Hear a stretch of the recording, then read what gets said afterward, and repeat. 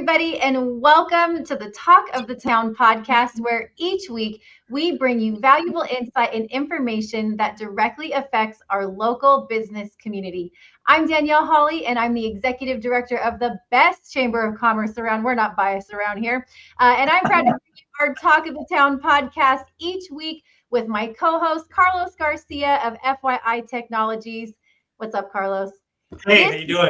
We're so excited because we have our current chairman of the board, Mr. Raj Sangha from the Fontana Chamber of Commerce, joining us today. Raj, welcome to Talk of the Town. Hello. Thank you, Danielle, and thank you, Carlos. Thank you for having me today. Yes. Well, of course, we wanted to swoop in here because we're rounding out the month of May, heading into June. And we, for those of you that don't know, our board of directors get to serve their terms. But in a particular capacity of our executive committee, you get to be the chairman for a whole entire year. And so we swore you in and made it official last June at our gala in 2023. And now we're coming up to our gala here in 2024 in June, which we'll talk about a little bit. But you're kind of coming to the end of your chairmanship. And so we definitely wanted to highlight you because you're such an integral part of our business community. So Raj, welcome. I want you to kick it off by telling us about you, your history in business, particularly your journey through business in Fontana. Okay. Yeah, that could take probably a few hours, but I'll try to condense it down.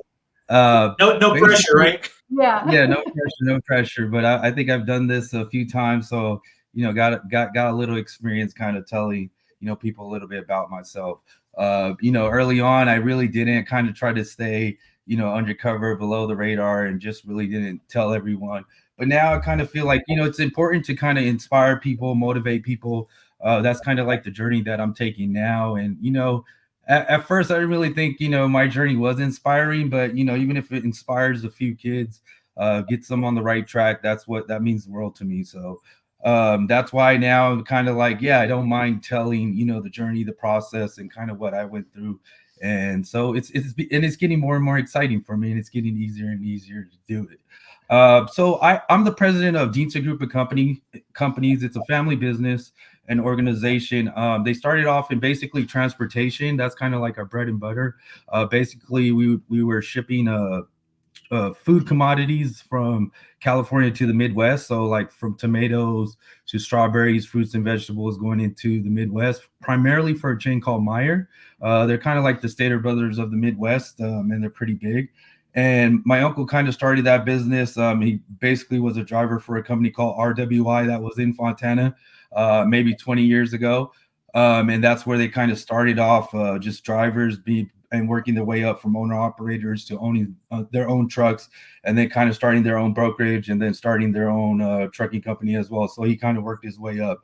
That's kind of like how Dhindsa Group of Companies actually formed. And there was a lot of smaller businesses prior to that, but that's where we really got established in that journey in Fontana as well. For myself, while this was all going on, my uncle had his own plans. I basically, at 2019, I think the family had an opportunity to join the subway system and become franchisees for the subway. At the time, I think I was probably the most qualified to kind of pass some of the basic tests. It was a basic Wonderlic test, and I think some of the family had a difficult time trying to pass that. So when I was old enough and kind of was able to, there was a few other criteria, some experience, some training that you had to go through, a few tests and the Wonderlic test.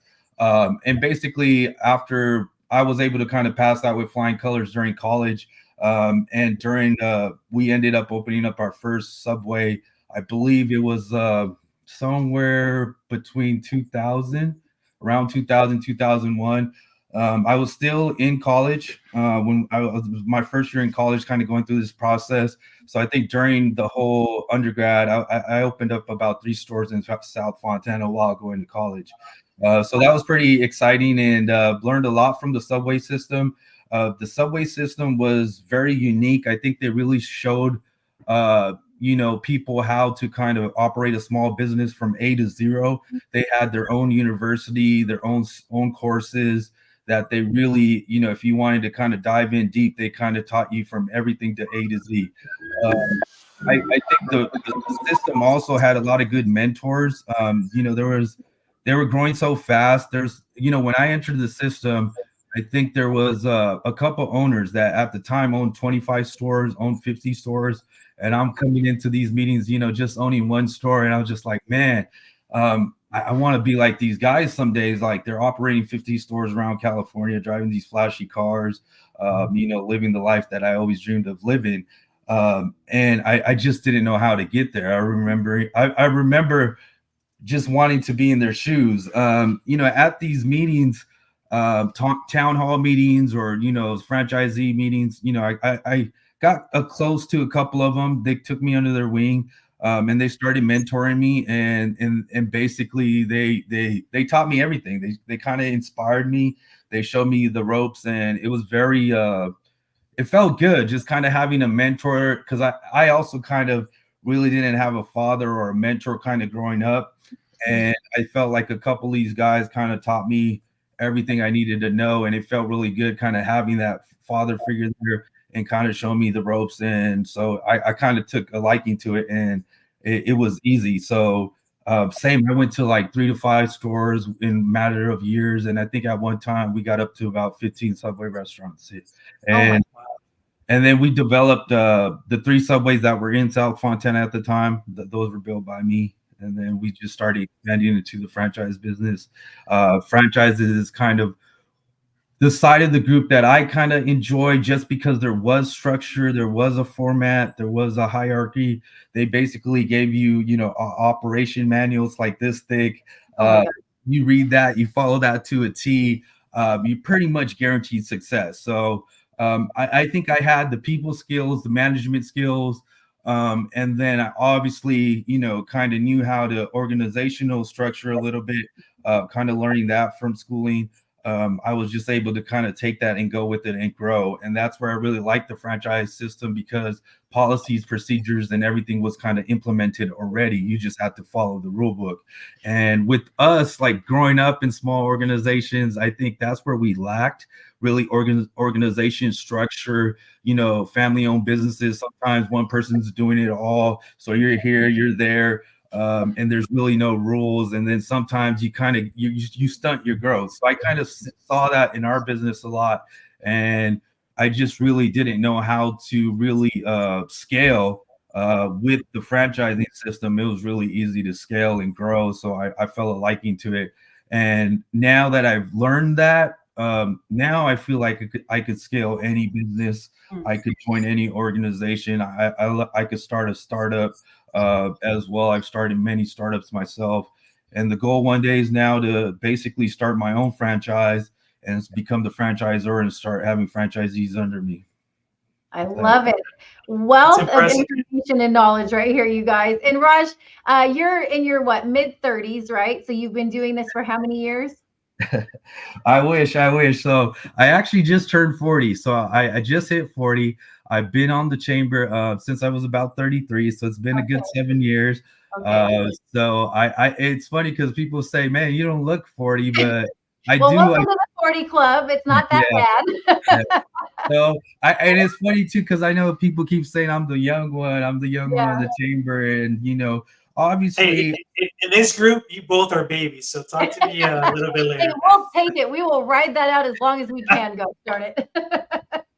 And I'll take that. I mean, I feel like obviously I'm getting a little older and wiser. And I was talking to some of my younger friends, and they're sort of like, the same. They're like, you're still part of the cool kids, So, and I try to keep up, with the younger crowd as well. I think that's very important to me too, because I have some businesses that actually cater to younger people, and they fit the demographics. And so I kind of like knowing what's in. I do actually spend a lot of time researching and kind of, seeing what's out there, and being able to kind of fit in is important to me as well. Especially like I was telling you about, we actually work with the Coachella Festival as well. And now kind of trying to get into that industry and tap into it. And it's just kind of, people ask me like, aren't you a little too old to be going to this festival? And I was like, no, it does a lot for me. Just kind of being there, kind of seeing what's moving and shaking, the new trends. when it comes to fashion, food as well, because the festival is not just about music now. It's about food, it's about fashion, it's about Culture, culture, right? it's about art, and it's bringing a lot of stuff to the desert, a lot of opportunities to the desert that we might be able to tap into and capitalize on. So, it's important to kind of being able to shake hands with everyone there. So, Dude, I will tell you, man, I'm in my 50s sorry, already. Carlos. I'm still a headbanger. I still go to shows. We still do try to teach my kid mosh pit. So it'll die with me, man. I don't care if I use a wheelchair or Yeah, what. yeah. You know what I mean? So, yeah. I love it. Well, and I love the fact that you're so, you're trying to stay, and I feel like you Yeah. are relevant. You're like the coolest guy on the board, right? Like Raj just has got it all together. He's just a vibe. But no, we appreciate that. But I love that you acknowledge the need to not just do things the way that they've always been done. And I think it's easy to fall into that rut.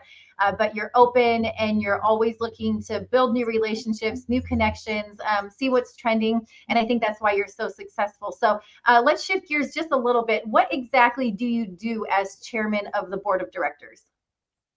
Oh, we lost him. Uh-oh, we lost him. Well, I can fill in here for a second and talk because I already know this since I get to interface with our board of directors pretty much daily. Our board of directors, we have 25 of them. We're growing to about 27. Eventually, I could imagine us having about 30 folks on our board of directors. And I know if you have caught the podcast where we had Phil, our president, on, Phil definitely talked a lot about what our board does. But they are definitely a board of influence. There he is, and I'll turn it over to you in just a second. But our board of directors definitely the big decision makers, influential members of our community. So Raj, I think before we lost you, my question was, what exactly do you do in your capacity as our chairman of the board?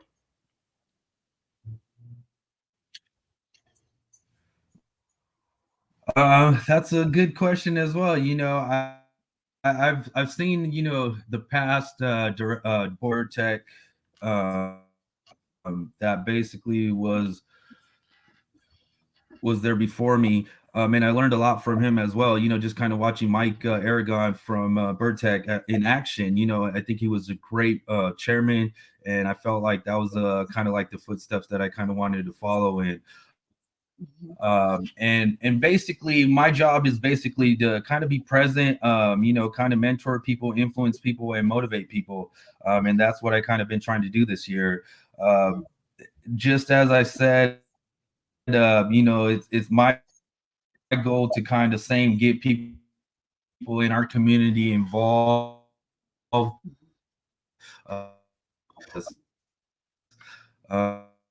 um, I think we're having connection issues. I know I was having some technical difficulties. Are you guys able to see me?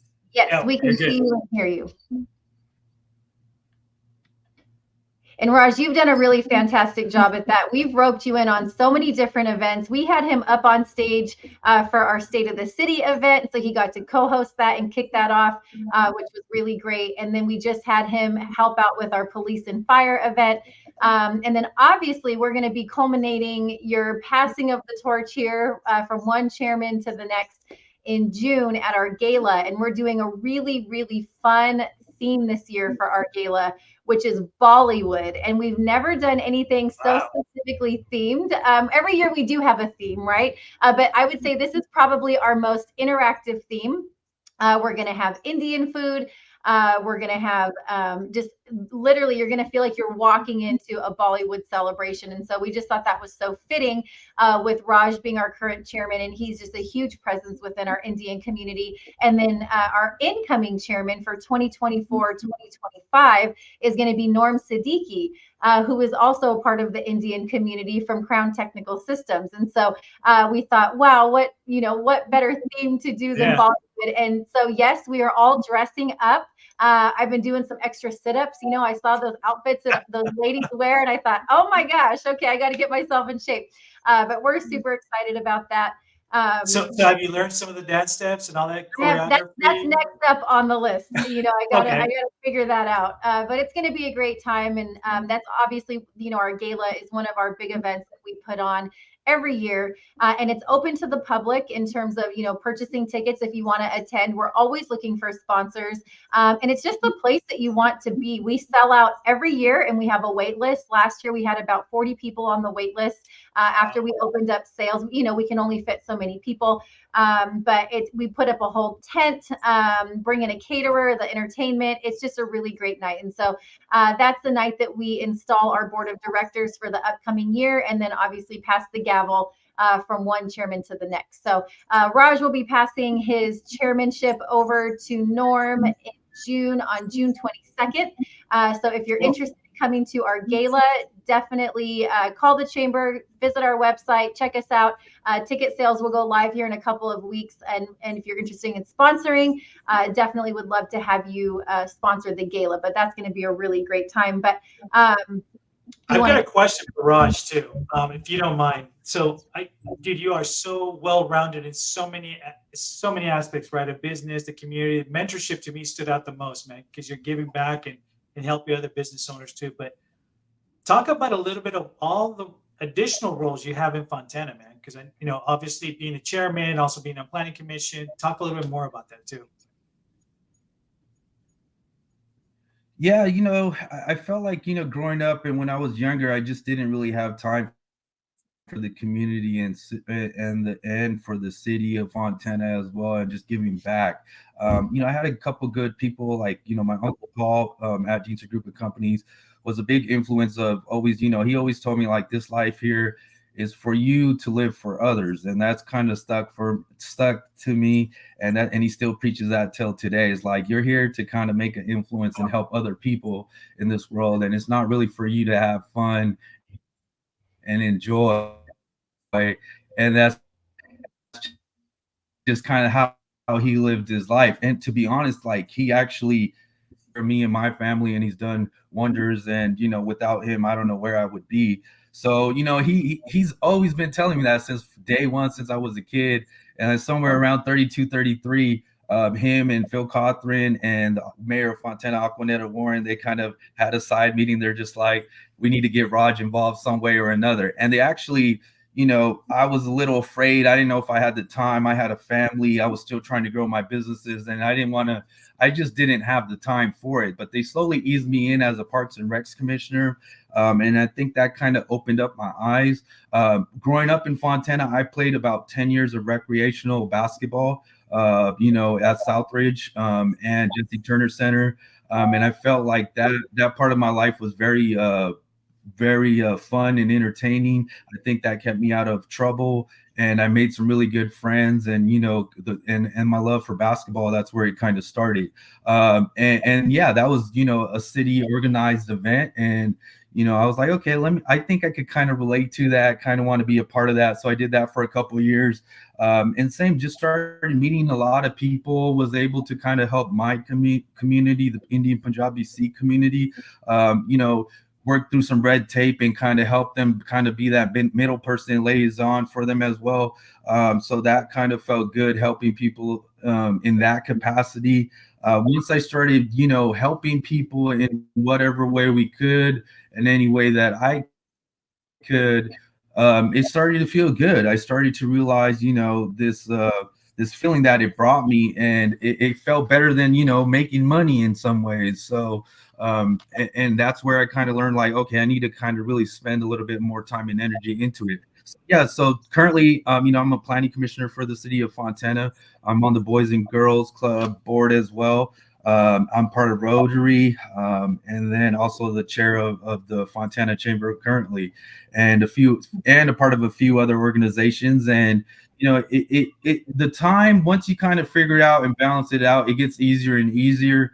And you learn how to prioritize, because the city of Fontana, your community, it's a lot bigger than it's a lot bigger. Life is a lot bigger than just about your family and yourself. It's just basically kind of giving back to the community. When I was younger, I really didn't have time for it. Now, kind of being older, I kind of understand the importance, and they kind of go hand in hand. Me, the network that I've developed now, the people that I've met through kind of being involved in these organizations, I would have never had if I didn't join some of these organizations. And I've learned so much that it's not tangible, but just the network, the people that I've met, members, meeting just other key players in different cities. I just would have never had the reach or the scope if I didn't really get involved. So I appreciate everybody out there that's kind of, pushed me, egged me on, and kind of steered me in the right direction, because I couldn't see it any other way. I just love being a part of the chamber, the friends that I've made, the stuff that I've learned, even in business. A lot of the chairmen and members of the board I've done business with, I've learned a lot from. And a lot of these guys that sit on our board are a lot smarter than me and a lot wealthier. And I just love that I have reached to them, and I hopefully one day, I'm as successful as them. That's awesome. And I love what you said, really in summation, it's about being a giver and not just a taker, right? And, it's this ebb and flow. And that is truly what you embody. And I know your Indian community that you're a part of is so very generous. And they've helped out numerous events that we've had, delivering food boxes and things like that. And so I see that. I see it in your presence, what you give to our events, and just being present as our chairman. We're so appreciative of that. And it's really neat to see you come full circle. Now you're the chairman and you're kind of reflecting back on these past few years and realizing what brought you to this point, and now really investing in the future. So I want to close with this. As you're reflecting back now that you're 40, but really thinking back over these years and the hard work, the relationships, the connections that have brought you to this point, what advice do you have for those younger entrepreneurs who are coming up thinking, oh my gosh, business is so hard, but this is something I feel called to do? What advice do you have for those young business owners? Yeah, I really feel like working, masterminding off of people that and people that can help, is key. I think surrounding yourself with the right team, the right people, is always super important. And I just kind of want to advise everyone, especially, the young entrepreneurs, to just kind of keep in touch with the community, find a good mentor that could kind of mentor them, that's kind of been in the same field, and just kind of will help you kind of speed up the process. I think, as a young entrepreneur, sometimes you're afraid to ask for help and you're afraid to seek for some mentorship, because you might feel like, someone like me might not have the time. But, as I've done, is I've been out there telling people, contact me if you need some mentorship, because I've already been through the process. And why don't I wouldn't mind sharing my secrets to success. Sometimes I wish I would have done that earlier. Because, even when I was a young entrepreneur, I was like, this guy that owns 50 units of 50 subways isn't going to have the time for me.